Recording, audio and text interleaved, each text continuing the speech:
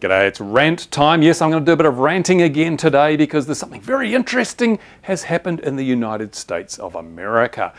The Department of Transport in the USA has declared that all drones must be registered. Otherwise, you'll be in big trouble. The police will come around and tase your underpants off. What does it mean? Well, in some ways this is a good idea because, as most of us know, the real problem isn't the bona fide model flyers and the responsible multi-rotor operators. It is the idiots who fly their drones in inappropriate places and do stupid things like trying to get great shots of airliners landing at airports. It's all crazy stuff. And the problem that authorities have had to date is that all these drone sightings, there's no way to trace the drone back to the owner and operator. So people are getting away with it. And the theory is that if people can get away with it, then there's nothing to make them stop and think about doing these bad things. So the concept is we'll register the drones so that if a drone crashes at an airport or into a full-size aircraft, we can come along, get the number of the drone, trace it back to the person who owns it, and then we can go around with our nightsticks and our tasers and deal to them. That's the whole theory. But it sounds good in theory, but in practice, there are a lot of problems with the concept of using registration as a method of trying to stop bad things from happening, because it doesn't stop bad things from happening. And I've mentioned in other rants that bureaucrats don't really get the whole picture. The rules and the regulations they pass are often focused on apportioning blame after bad things have happened. They want to know who to blame, who to cart off to prison, who to beat up and take through the court system. They want to be able to blame someone and deal to them, give them a punishment for their bad actions. But that only happens after something bad has happened. It doesn't stop bad things from happening. I mean, this whole idea of punishment as a deterrent, well, if that was true, then the death sentence would stop people from murdering other people, but it doesn't. In America alone, there are so many people executed every year as a result of the murdering other people that it proves that no matter how draconian the punishment, it will not stop bad things from happening. So simply having your drone registered with the threat of being dealt to if you then do something illegal with it or dangerous, it's not going to work. It'll work in some cases, but it's not going to be the magic bullet that I think authorities are expecting. And of course, then we've also got the problem, what is a drone? Now, the Department of Transport stood up and said, all drones will have to be registered and we'll have the system in place by Christmas. But what is a drone? I mean, goodness me, as far as I've been able to understand, a drone is anything that can fly in the national airspace and doesn't have a pilot in it. Now, common sense would dictate that it's not going to include something like the Cheerson CX-10. I mean, why would you have to register something so small and harmless? And I'm pretty sure there's been some discussions. It looks like there's going to be a weight-based threshold. If your little flying craft falls under that weight, then you won't need to register it. That means all the little tiny toys like this, and perhaps the little ladybird and the little throw planes and things, I mean, they are not going to be affected. You won't have to register your toys if they're small enough, and that's a good thing. But if you've got one of these, a Phantom Menace, then odds are it will have to carry one of those. See, I've got my sticker on already. I've registered even though I'm not in America. No, you'll have to have some kind of registration number on your drone. And how will you get that number? Well, this is how I think it's going to work. And a lot of people have said there's no way that the Department of Transport will get something in place, a system working by Christmas. They're dreaming. Now, I've been involved in computers and the web and software for a long time, and I know that if they put a half-decent web designer and a half-decent programmer on the job, they can get a system up and running within a couple of days. It just needs a web-based form linked to a database and then a query form for law enforcement officers and others to access the data. It's really, really simple stuff. They could repurpose an existing database. So you, as a drone owner, will go along, log in on the internet. You will go to the website. You will call up Register My Drone. It'll ask you for your name, your address, your phone number, your social security number, your shoe size, eye color, and the serial number or description of your drone. So in the case of something like a Phantom Menace, you will simply type in the serial number of the drone and select probably Phantom from the list of pull-down options. It will be there. As simple as that then gets filed in the database and it's available to law enforcement and the authorities, so that if they find your drone in the wreckage of a 747, they can take the number, pull out their smartphone, log into the internet, log into the query form and type in the registration number, and up will come your name and details so that a SWAT team can come around and beat the living snot out of you before you're carted off to prison for the rest of your life. It's that simple.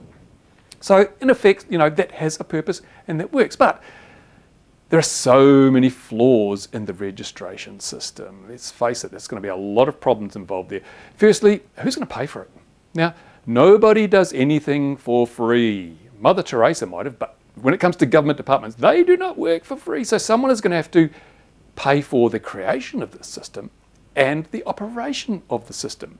And I don't think the average American taxpayer is going to want to fork out for a database to benefit, or that controls drone operations. They don't care. They'd rather have the damn things banned. So although it may be free to start with, and there's no guarantees, eventually the registration process will probably carry a fee, perhaps an annual fee, and registration will turn into licensing, like when you license your dog or whatever else. There'll be a fee associated with processing your application. Even though it's all done by a computer in the blink of an eye, it might be a $30 a year, $40 a year, $50 a year. So if you've got 10 drones, this could get really, really expensive.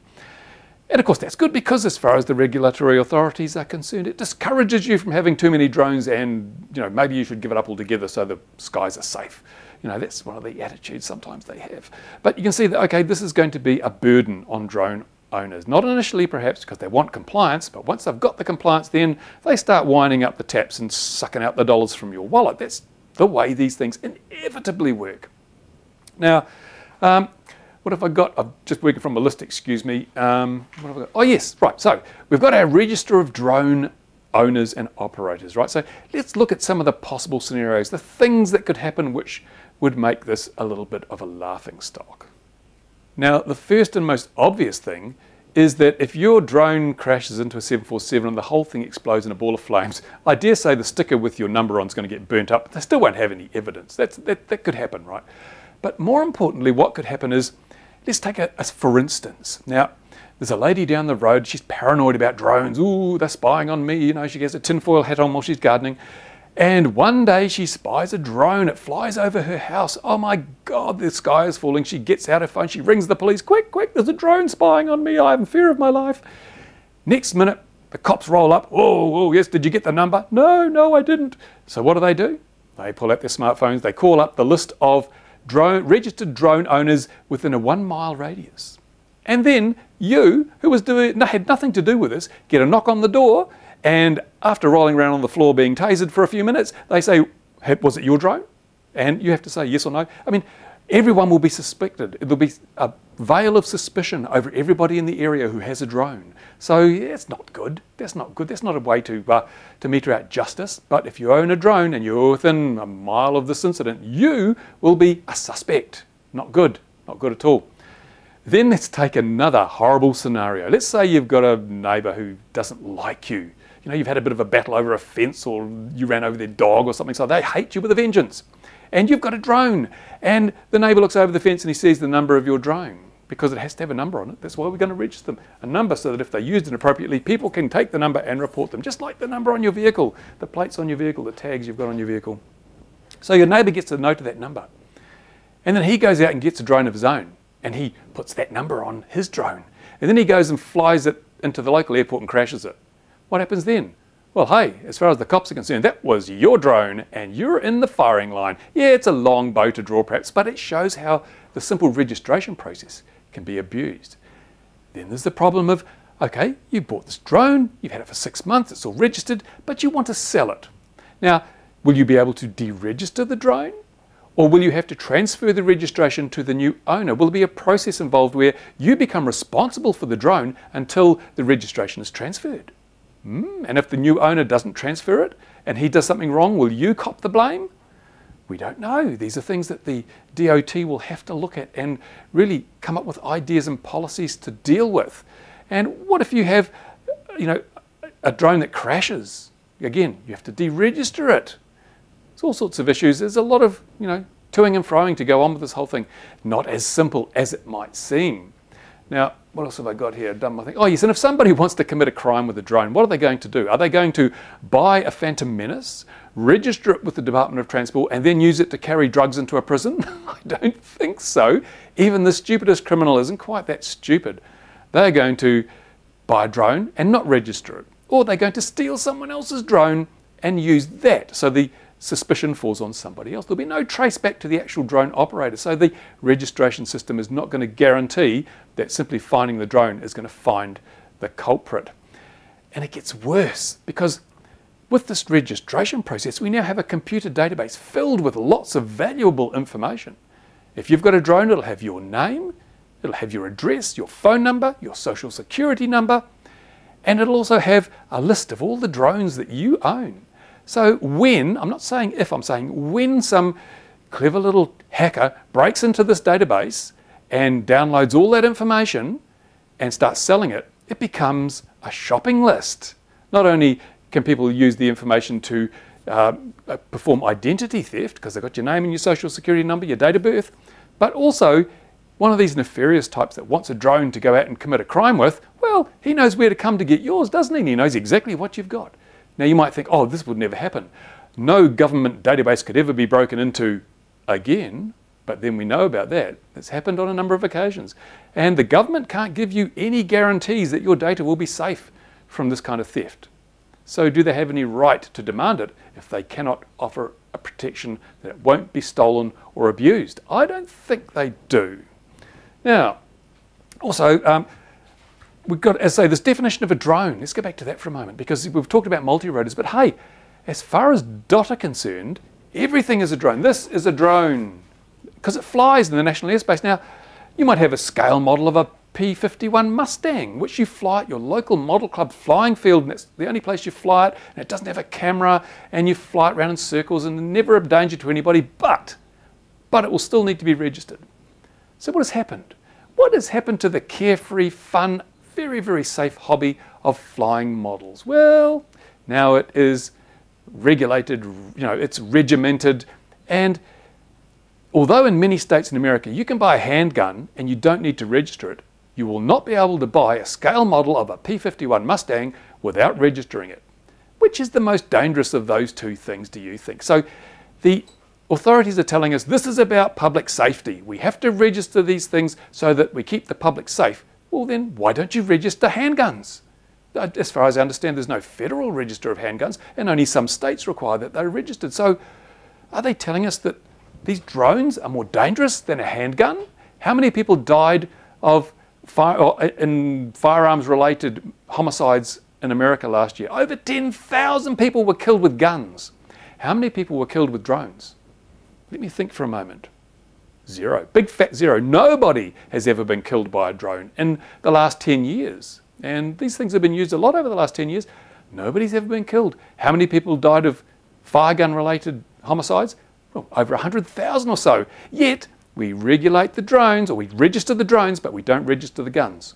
Worth thinking about that, isn't it? I mean, even other things like substances like tobacco and alcohol, they account for many, many deaths in America every year. In the case of tobacco, you've got passive smoking, kills people every year in America. You've got alcohol. People are killed every year by drunk drivers, innocent people. Yet, you don't have to register your supplies of tobacco or alcohol, do you? No, you don't. You can have as much alcohol in your house as you like, have as much tobacco as you like, without registering it with any government authority. Worth thinking about. So there we go. That's my little rant on the drone registration thing. Bottom line, it is not going to stop bad things from happening. It will not guarantee that those who do bad things will be caught. And it imposes a huge burden and also a bit of a stigma on model flyers. I mean, already we're getting tarred with the same brush as the idiot droners and their Phantom Menaces. The people who act irresponsibly. It's given the whole hobby a bad name because people don't discriminate between a droner and someone who's just having fun with a model aircraft anymore. The media have seen to that. We've all been vilified. So by requiring that all our models are now registered in the USA, if you're a US citizen or resident, it's like adding extra endorsement to the fact that these are dangerous, these are evil, these must be controlled, and that's not good, because this is one of the safest hobbies in the entire world, and it is something that children for many, many decades have enjoyed. Their toy planes, their model planes, and many people like myself have flown model aircraft for decades and never killed anybody, never injured anyone, never damaged any property. But the regulators don't give a damn about that. They're taking the lazy, easy way out, the only way they can think of to be seen to be doing something, because it's, as I said, it's going to be ineffective, ultimately ineffective. And I have nothing against this whole registration process per se. What I have against it is that it's being oversold as a method for controlling the problems. The problems are not solved by registration. I mean, if registration worked, then there'd be no deaths on the roads, because all vehicles have to be registered. But every year, tens of thousands of people die on American roads. So does it work? I don't think it does.